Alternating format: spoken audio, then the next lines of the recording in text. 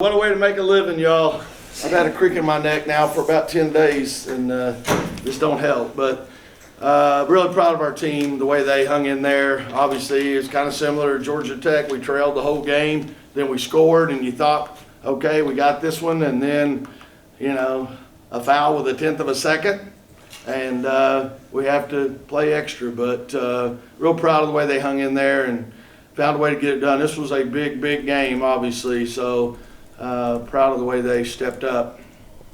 Freshman Zoe Brooks felt like she stepped up down the stretch just defensively in the way she Yeah, especially, that's right. Zoe defensively did a great job and, you know, tried to keep it out of Fair's hand. I mean, what do you say about Fair? I mean, she's unbelievable. She crosses half court, she's open, and, you know, again, we tried, when they'd set a pick on the ball, we tried to really get our post up there and make it hard for her to come off of it. But so many times she doesn't even get a pick on the ball. She just attacks one-on-one. We went to a junk defense there in the fourth quarter, and I thought it was really effective. Zoe kept it out of her hands. Everybody else doing their thing, what we were trying to do, and then they hit the shot in the corner. Who was that? I guess Burrows hit the shot in the corner, and we kind of had to switch our defense up a little bit. But again, Zoe did a great job of that. I thought Sanaya obviously hitting the free throws down the stretch were big. We needed those. And River Baldwin, a double-double. So many people stepped up, so proud of the whole team. Mimi Collins, 15 points, and I know we went small quite a bit, so don't know how smart that was sometimes having her out of there, but you know, she did a great job. And I just think the whole team was really excited and happy. No matter what their personal situation was, I think everybody was really happy about the team. Baldwin with back-to-back double-doubles now. She's with a career high 13 rebounds. How important was her to show up tonight? Yeah, I mean, again, she's, you know, we got to have that presence in there. You can see they killed us on the offensive boards, and we'll have to look at the film and try to figure out. Again, they're a great offensive rebounding team. They're 8th in the country. Ironically, they were 8th in the country in offensive rebounds. We were number 2 in the country in defensive rebounding. But I think maybe they won that battle. They did a great job getting to the glass, so we'll have to figure out how we can do a better job. I think some of it was maybe our posts were helping on Fair, and then they weren't in a good position to get the rebound, but we'll look at it and see. You think some of that was Collins getting to 4 fouls late? What's that? I think some of that was having Collins in foul trouble, not available on the boards there. Do you think that played a role? What's that again? Do you think Mimi Collins getting into foul trouble kind of late there? Do you think that kind of played a role in Syracuse pulling all of those boards? Yeah, it could be. I mean, again, you know, I don't know. I'll look at the film. I don't know. But, you know, we stressed all week preparing. Everybody's got to help. I mean, the guards have got to get in there. And, you know, when you look at some of our guards' rebound totals, not where they should be. I mean, I looked up one time when they got a couple offensive boards and we had 3 guards already above top of the key leaking out, running. You can't do that against a team like this. You got to have 5 sets of hands in the paint trying to come up with that ball somehow, some way. River talked about, you know, good energy today from the team. You know, how much different was it tonight than the last couple of games? Well, again, you know, it's like I told them out there. Okay, guys and young ladies, all right? We've played 1 home game the last 3 weeks. We had 4 out of 5 on the road. And in this league, you go on the road, good luck, okay? I mean, I knew it was going to be a tough stretch. When I got the schedule, I knew it was going to be a tough stretch. And I get it. You know, I hate losing more than anybody in there. And, you know, like I said, I got a crick in my neck, everything else, stressed out. But, you know, it's a tough league. And when you go on the road 4 out of 5, you know, I was hoping we could win. We went 2-2. I was hoping we could maybe get 2 out of 3 against Notre Dame, Carolina, and Duke. We didn't get it done. You know, it's tough. But the sky's not falling. I mean, I had people come up to me at lunch, Coach, you going to be able to turn it around? You know, whatever. I'm thinking, gosh, y'all, we're what, 24-5 now? What do we want to turn around? You know?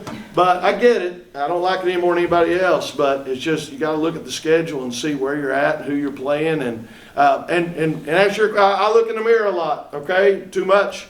All right? I look at that stretch. You know, maybe I should have.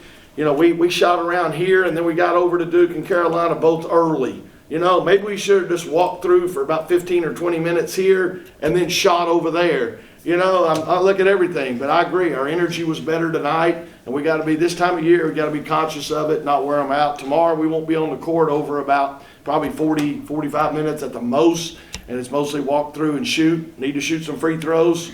But you know, again, preparing for Wake Forest, because Wake Forest always gives NC State in any sport. They seem to give us all we want. So it's a big day, senior day, and a lot on the line that last game. We got to take care of business.